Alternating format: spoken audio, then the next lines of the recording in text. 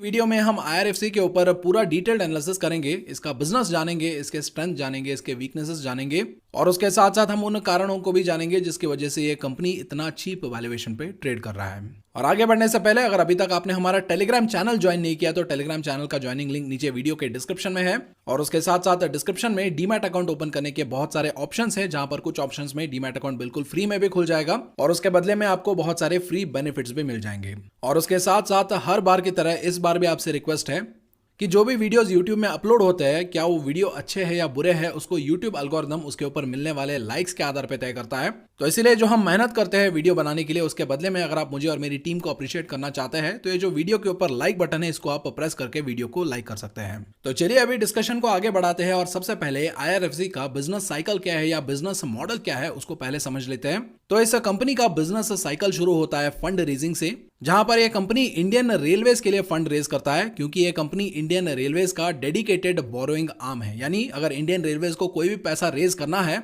तो वो आईआरएफसी के थ्रू रेज करते हैं। और आईआरएफसी इंडियन रेलवेज के लिए ये पैसा कैसे रेज करता है? ये कंपनी टैक्स फ्री बॉन्ड्स का पब्लिक इशू करता है, टैक्स फ्री और टैक्सेबल बॉन्ड्स का प्राइवेट प्लेसमेंट करता है। ये कंपनी सिंडिकेट लोन्स लेता है, बॉन्ड्स या नोट्स के थ्रू एक्सटर्नल कमर्शियल बोरोइंग करता है। ये company green bonds, medium term notes को इशू करता है। उसके अलावा ये कंपनी सॉवरेन वेल्थ फंड्स और पेंशन फंड से भी फंड रेज करता है। और जो भी मल्टीलैटरल एजेंसीज होती है उनके कई सारे प्रोग्राम्स होते हैं, जैसे कि वर्ल्ड बैंक के अंडर कुछ प्रोग्राम्स होते हैं या एशियन डेवलपमेंट बैंक के अंडर कुछ प्रोग्राम्स होते हैं, तो उन प्रोग्राम्स के जरिए भी ये कंपनी फंड्स रेज करता है। और यूजुअली ऐसे तरीकों से फंड रेज करना बहुत ही मुश्किल होता है, लेकिन आईआरएफसी को इस मुश्किल का सामना नहीं करना पड़ता है, क्योंकि ये जो भी डेट इंस्ट्रूमेंट्स इशू करता है वो सारे गवर्नमेंट बैक्ड होते हैं। यानी अगर कल आईआरएफसी ने डिफॉल्ट कर दिया तो इन सब का रीपेमेंट गवर्नमेंट ऑफ इंडिया खुद करता है। तो इसीलिए यहां पर भरोसा आ जाता है इन्वेस्टर्स को कि अगर हम आईआरएफसी के टैक्स फ्री बॉन्ड खरीदेंगे या इसको लोन देंगे तो किसी भी हालत में हमारा पैसा नहीं डूबेगा, क्योंकि गवर्नमेंट ऑफ इंडिया इन पैसों की रीपेमेंट करेगा। और इसीलिए आईआरएफसी को इन्वेस्टर्स ट्रस्ट करते हैं और इसको पैसा देते हैं। तो अगर आप 2020 और 21 की बात करें तो आईआरएफसी ने टैक्स बॉन्ड्स के जरिए अराउंड 21,537 करोड़ रेज किया था।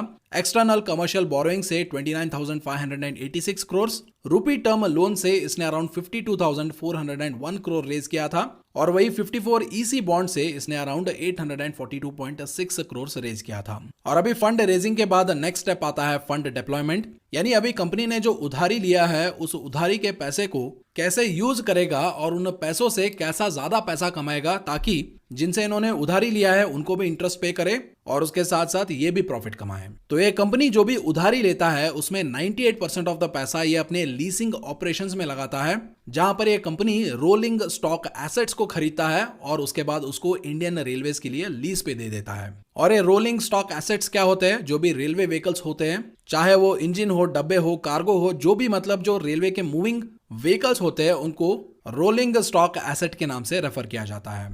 तो अभी तक यहां पर कंपनी ने क्या किया? मार्केट में गए, कुछ डेट इंस्ट्रूमेंट्स के तरीकों से उन्होंने फंड रेज किया और उसके बाद उन फंड से उन्होंने रोलिंग स्टॉक एसेट्स खरीदे और उसके बाद इन एसेट्स को इंडियन रेलवेज के लिए लीज पे दे दिया। और इसके बाद इसके बिजनेस साइकिल में नेक्स्ट स्टेप आता है इंटरेस्ट अर्निंग्स, जहां पर जो भी रोलिंग स्टॉक एसेट्स आईआरएफसी ने इंडियन रेलवेज को दिया है उसके ऊपर इंडियन रेलवेज आईआरएफसी को हर 6 महीना लीज रेंटल पे करता है, जिसको आप इंटरेस्ट भी मान सकते हैं या एक तरीके का भाड़ा भी मान सकते हैं, जो इंडियन रेलवेज इन सारे रेलवे व्हीकल्स को इस्तेमाल करने के लिए आईआरएफसी को पे करता है। तो ये हो गया इनका पहला अर्निंग। तो इसके बाद अगर मान लीजिए लीज पीरियड अगर खत्म हो जाता है तो उसके बाद आईआरएफसी क्या करता है? एक नॉमिनल प्राइस पे इन सारे एसेट्स को मिनिस्ट्री ऑफ रेलवे को ट्रांसफर कर देता है, जिससे कंपनी को बल्क में पैसा मिल जाता है। तो ये हो गया कंपनी का दूसरा अर्निंग। और इनका तीसरा अर्निंग जो बेनिफिट्स के रूप में आता है वो ये है कि आईआरएफसी का इंडियन रेलवेज के साथ एक एमओयू है, जहां पर इंडियन रेलवेज को लीज प्राइसिंग में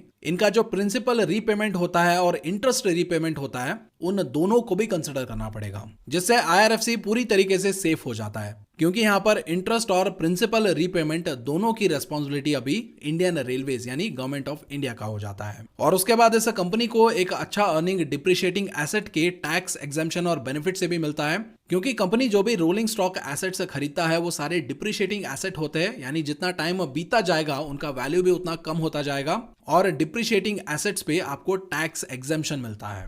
तो इस तरीके से ये कंपनी अपने अर्निंग्स करता है और अर्निंग्स करने के बाद नेक्स्ट बिजनेस साइकिल आता है रीपेमेंट का। यानी कंपनी ने जो भी मार्केट से पैसा कर्जा लिया है या जिनको भी इनके डेट इंस्ट्रूमेंट्स बेचे हैं, इनको ये कंपनी अपने कमाए हुए पैसों से इनका प्रिंसिपल भी रीपे कर देता है और उसके साथ साथ इनको इंटरेस्ट भी पे करता है। तो अगर आप इसके बिजनेस साइकिल को समराइज करेंगे तो कंपनी ने पहले मार्केट से फंड्स लिया और उन फंड से इन्होंने रोलिंग स्टॉक एसेट्स को खरीदे, यानी रेलवे व्हीकल्स को खरीदे और उन व्हीकल्स को मिनिस्ट्री ऑफ रेलवे को लीज पे दे दिया और लीज अमाउंट के रूप में गवर्नमेंट ऑफ इंडिया से प्रिंसिपल और इंटरेस्ट दोनों कलेक्ट किया और डिप्रिशिएटिंग एसेट्स के रूप में टैक्स एग्जेम्पशन भी लिया। और उसके बाद जब ये जो लीज टाइम पीरियड खत्म हुआ तो उसके बाद इन्हीं रोलिंग स्टॉक एसेट्स यानी रेलवे व्हीकल्स को मिनिस्ट्री ऑफ रेलवे को मिनिमम सेलिंग प्राइस पे बेच दिया और इस सारे प्रोसेस से जो भी पैसा इन्होंने कमाया, उन पैसों से जिनसे इन्होंने फंडिंग लिया था उनके इंटरेस्ट भी रीपे कर दिया और उनको इंटरेस्ट भी पे कर दिया। और ये जो IRFC का पूरा बिजनेस मॉडल है ये मुझे बहुत ही ज्यादा इंप्रेसिव लगा, क्योंकि यहाँ पर IRFC ने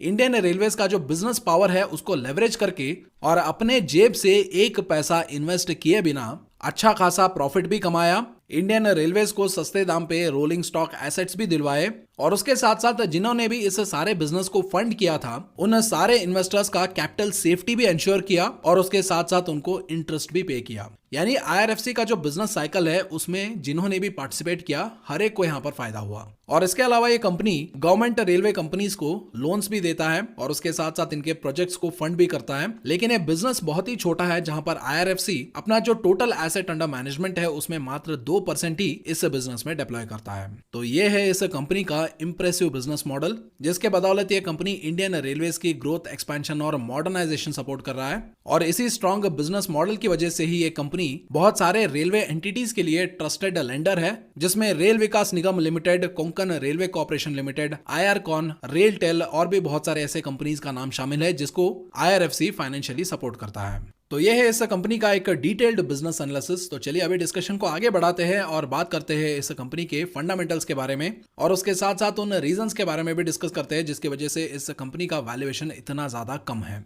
तो सबसे पहले कंपनी का प्राइस चार्ट देख लेते हैं। तो इस कंपनी का IPO 2021 में ही आया था और IPO से लेके अब तक इसने इन्वेस्टर्स को -7.46% का नेगेटिव रिटर्न्स दिया है और इस कंपनी के प्रो इन्वेस्टमेंट चेकलिस्ट में इसका डिफॉल्ट प्रोबेबिलिटी लो बताया जा रहा है और वही कंपनी का जो क्वालिटी चेक्स है और ग्रोथ स्कोर है वो इनसफिशिएंट डेटा की वजह से डिस्प्लेड नहीं है। और मार्केट कैप की अगर आप बात करेंगे तो इस कंपनी का मार्केट कैप अराउंड 29,992 करोड़ है, यानी ये एक मिड कैप कंपनी है और मार्केट कैप के अकॉर्डिंग इसका रैंकिंग 159 पे आता है। तो वही अगर आप इसके की मैट्रिसेस देखेंगे तो इतना स्ट्रॉन्ग बिजनेस मॉडल होने के बावजूद भी कंपनी का जो प्राइस टू अर्निंग्स रेशियो है वो मात्र 6.79 के आसपास है। और वही अगर आप डिविडेंड की बात करें तो ये कंपनी अराउंड 4.58% का डिविडेंड यील्ड देता है। और यहाँ पर डिविडेंड यील्ड का मतलब क्या होता है, जो भी पैसा आप किसी स्टॉक में इन्वेस्ट कर रहे हो उन पैसों के ऊपर आपको कितना परसेंटेज रिटर्न सिर्फ डिविडेंड से ही मिल जाता है वो आपको बताता है डिविडेंड यील्ड। तो अभी IRFC के केस में जो भी पैसा आप इस कंपनी में इन्वेस्ट करेंगे उसमें आपको 4.5% का रिटर्न सिर्फ डिविडेंड से ही मिल जाएगा,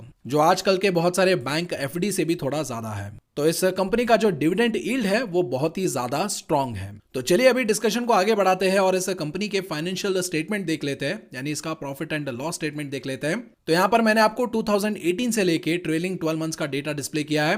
तो 2018 में कंपनी का रेवेन्यू 9,267 करोड़ के आसपास था और अभी ट्रेलिंग 12 मंथ्स में ये ऑलमोस्ट डबल हो चुका है टू अराउंड 16,683 करोड़, जहां पर अगर आप इसका सेल्स ग्रोथ कंसिडर करेंगे तो 2018 और 19 के बीच में 20.1% का ग्रोथ, 2019 और 20 के बीच में अराउंड 20.5% का ग्रोथ, 2020 और 2021 के बीच में 17.5% का ग्रोथ और वही 2021 और ट्रेलिंग 12 मंथ्स के बीच में अराउंड 5.8% का ग्रोथ इसने दिखाया है। और हाँ, यहाँ पर मैं आपको एक और पॉइंट ये भी बताना चाहता हूँ कि जब भी आप फाइनेंस रिलेटेड कंपनीज की एनालिसिस करते हैं तो उस टाइम उनका ऑपरेटिंग प्रॉफिट देखना उतना ज्यादा फायदेमंद नहीं होगा, क्योंकि ऐसे कंपनीज का जो ऑपरेटिंग एक्सपेंस होते हैं वो बहुत ही कम होता है और इनका सबसे ज्यादा एक्सपेंडिचर इंटरेस्ट के रूप में जाता है, क्योंकि ये कंपनीज पैसा बोरो करती है और उन्हीं पैसों को डिप्लॉय करके पैसा कमाती है। तो इसीलिए जो पैसा बोरो करते हैं उनके ऊपर ये जो इंटरेस्ट पे करते हैं वो इनका सबसे बड़ा एक्सपेंस होता है। लेकिन ये जो इंटरेस्ट पे करता है उसको यूजुअली ऑपरेटिंग प्रॉफिट कैलकुलेट करते टाइम डिडक्ट नहीं करते हैं।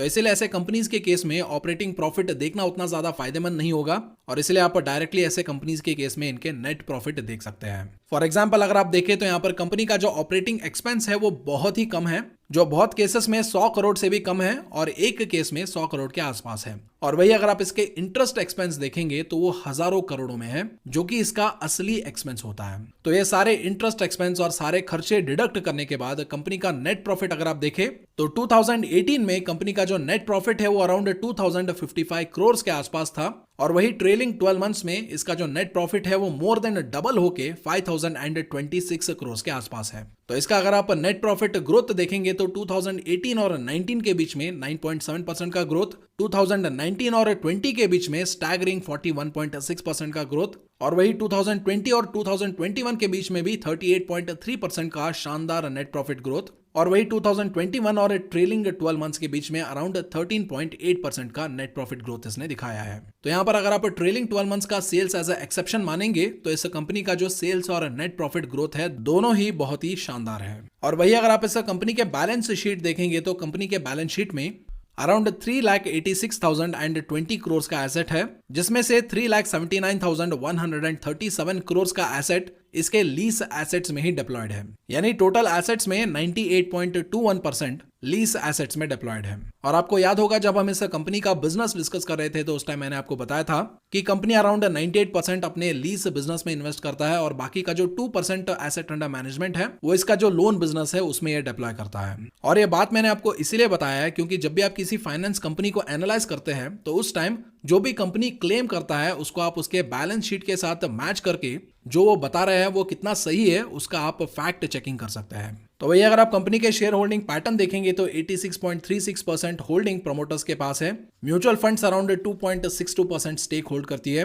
Domestic institutions around 1.13%, foreign institutions around 0.86% और others and retail investors around 9.03% stake hold करते हैं। तो अदर देन गवर्नमेंट अगर आप कोई मेजॉरिटी स्टेक होल्डर यहाँ पर देखेंगे तो HDFC फ्लेक्सी कैप फंड ही यहाँ पर एक मेजॉरिटी स्टेक होल्डर है जो अराउंड 1.58% का स्टेक होल्ड करता है। इसको छोड़ के कोई भी बड़ा म्यूचुअल फंड या डोमेस्टिक इंस्टीट्यूशन या फॉरेन इंस्टीट्यूशन इस कंपनी में इन्वेस्टेड दिखाई नहीं दे रहे हैं। तो ऐसा क्यों है ये हमें पता चलेगा हमारी नेक्स्ट डिस्कशन में। तो चलिए अभी एज अ फाइनल कंक्लूजन इस कंपनी के स्ट्रेंथ और वीकनेस डिस्कस कर लेते हैं, जहां पर सबसे पहले हम इस कंपनी के स्ट्रेंथ देखेंगे। तो कंपनी का सबसे बड़ा स्ट्रेंथ ये है कि कंपनी फंडामेंटली बहुत ही ज्यादा स्ट्रांग है और उसके साथ साथ कंपनी का जो बिजनेस मॉडल है वो भी बहुत ही ज्यादा स्ट्रांग है, जहां पर company low risk business model चलाता है जिससे वो इसके बिजनेस साइकिल में पार्टिसिपेट करने वाले हर एक एंटिटी को प्रॉफिट करवाता है। और इसका दूसरा स्ट्रेंथ है कि ये कंपनी हाई डिविडेंड यील्ड वाली कंपनी है, जहां पर ये कंपनी जो फिक्स डिपॉजिट्स में रिटर्न्स मिलता है उनके इक्विवेलेंट से डिविडेंड्स के रूप में ही रिटर्न्स दे देता है। और इसका तीसरा बड़ा एडवांटेज ये है कि अभी इंडियन रेलवेज एक बहुत ही मैसिव एक्सपेंशन के फेज में है, जहां पर जो बजट गवर्नमेंट से मिलता है उसके साथ साथ एक्सटर्नल फंड्स की भी बहुत ज्यादा जरूरत है,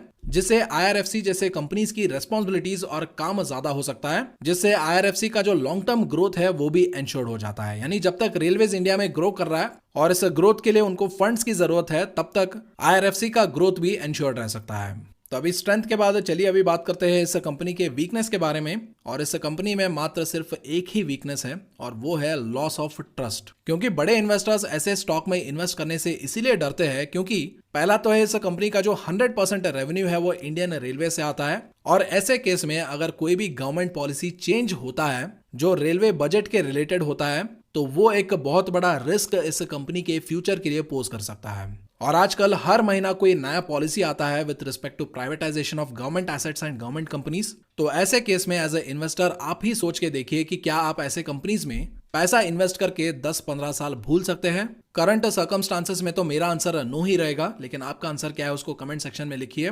और इसीलिए अभी ये जो प्राइवेटाइजेशन का वेव चल रहा है उसके रिलेटेड जो भी जल्दी जल्दी पॉलिसी चेंजेस हो रही है उसको देख के इन्वेस्टर्स भी सोच रहे हैं मार्केट बुल रन में है, blue chip companies bull run में है, केमिकल सेक्टर में अपॉर्चुनिटी है, इलेक्ट्रिक व्हीकल सेक्टर में अपॉर्चुनिटी है। ऐसे ही देखते जाएंगे तो मार्केट में इतने सारे अपॉर्चुनिटीज है, तो उनको छोड़ के इन्वेस्टर्स ऐसे अनसर्टन कंपनीज के ऊपर क्यों अपना पैसा बेट करेंगे जिनका तकदीर पूरी तरीके से गवर्नमेंट पॉलिसीज के ऊपर निर्भर है। और ये हालत सिर्फ IRFC का नहीं है बल्कि बहुत सारे गवर्नमेंट रेलवे कंपनीज का है, जहां पर RVNL में भी सेम सिचुएशन है। और बहुत लोगों का यह भी मानना है कि फ्यूचर में ऐसे पॉलिसी चेंजेस का शिकार IRCTC भी हो सकता है। तो पर्सनली मुझे यही लगता है कि इतना बढ़िया बिजनेस होने के बावजूद भी IRFC का वैल्यूएशन इतना कम होने का कारण इसके गवर्नमेंट पॉलिसीज के साथ जुड़े अनसर्टेनिटी की वजह से है। तो IRFC के ऊपर यह है मेरा पर्सनल एनालिसिस और ओपिनियन। लेकिन आपका ओपिनियन क्या है? क्या फ्यूचर में यह स्टॉक परफॉर्म करेगा या नहीं परफॉर्म करेगा? क्या गवर्नमेंट के पॉलिसीज इस कंपनी के फेवर में होंगे या अगेंस्ट में होंगे? आपको क्या लगता है उसको कमेंट सेक्शन में जरूर बताएं।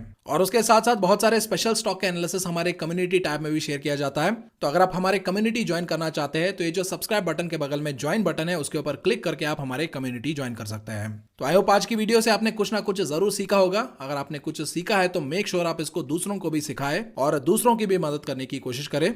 और ऐसे नॉलेजेबल कंटेंट फ्यूचर में भी देखते रहने के लिए एसिंक यूट्यूब चैनल को सब्सक्राइब करें और बेल नोटिफिकेशन भी दबा दें। तो चलिए मैं आपसे मिलता हूं एक और इन्फॉर्मेटिव वीडियो में। तब तक के लिए this is Bharat Shankar signing off.